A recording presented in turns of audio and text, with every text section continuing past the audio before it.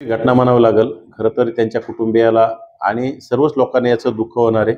त्यांच्या कुटुंबियाच्या दुःखात आम्ही सहभागी आहोत आणि मृत आंदोलकाच्या आत्म्यास शांती लाभावी अशी मी ईश्वरास प्रार्थना करतो आणि अशा घटना झाल्या नाही पाहिजे अशी मी ईश्वरास प्रार्थना करतो. खरं तर एक दिवसाची परवानगी म्हणता येणार नाही त्यांना.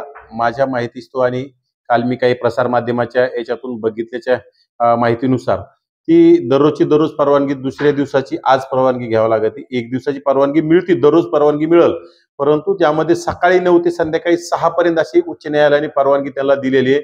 परंतु सकाळी 9 ते 6 मध्ये तुम्हाला फक्त 5,000 लोक त्या आझाद मैदानावर न्यावे लागतील आणि आंदोलकासोबत फक्त 5 गाड्या. खरं तर आता हे आंदोलक झुंडशाहीचे आंदोलक आहेत. आता 5,000 लोक तिथं 5,000 लोकांचा निर्बंध उच्च न्यायालयाने दिल्याच्या नंतर ते पाळतात की नाही पाळतात, 5च गाड्या न्यायच्यात, ते त्यांचे नियम पाळतात की नाही पाळतात. आणि लोकशाहीमध्ये सर्वांना नियम सारखे असतात. उच्च न्यायालयाने दिलेले निर्बंध सर्वांनी पाळले पाहिजे आणि जर निर्बंध कोणी पाळत नसेल तर त्याच्यावर कठोर कारवाई झाली पाहिजे.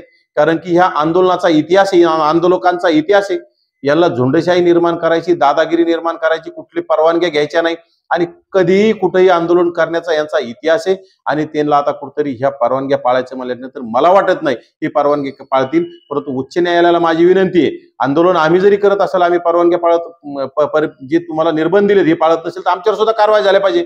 त्याचप्रमाणे ह्या आंदोलकावर सुद्धा कठोर कारवाया झाल्या पाहिजे जर त्यांनी चुकीचे काही कृत्य केले तर. आणि खरं तर यांना मुंबईला जाणं म्हणजे यांना सगळे आरक्षण मिळालेले आहेत. यांना SC-BC मधून 10% आरक्षण मिळतंय. याला EWS मध्ये सुद्धा यांची घुसखोरी सुरूच आहे. ते OBC मधून बी काही कुणबी प्रमाणपत्र यांनी बोगस मार्गाने काढलेले आहेत, याच्यामध्ये बी घुसखोरी सुरूच आहे. परंतु खरं तर यांचा हेतू राजकीय हेतू आहे. यांना OBCचं आरक्षण संपवण्यासाठी हा केलेला मोठा कट आहे.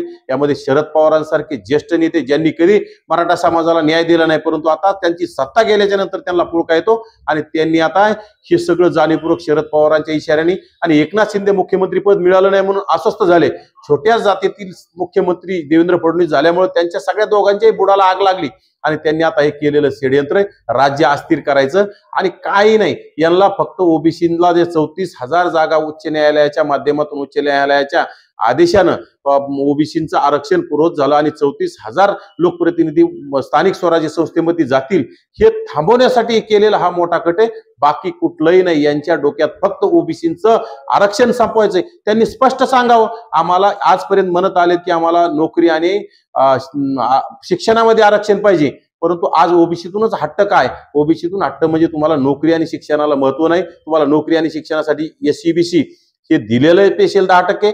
EWS मध्ये सुद्धा घुसता, परंतु तुम्हाला फक्त OBCचं स्थानिक स्वराज्य संस्थेचं OBCचं राजकीय आरक्षण संपवण्यासाठी घातलेला घाट आहे आणि हा येणाऱ्या काळात प्रस्थापित मराठ्यांना हा परवडणारा नाही. हे सर्वच मराठी कोण कोण याला पुढाकार करतात हे सर्व आम्हाला कळतंय आणि येणाऱ्या काळात आम्ही जशा तशी याला सगळ्यांना उत्तर देण्याचं काम करू.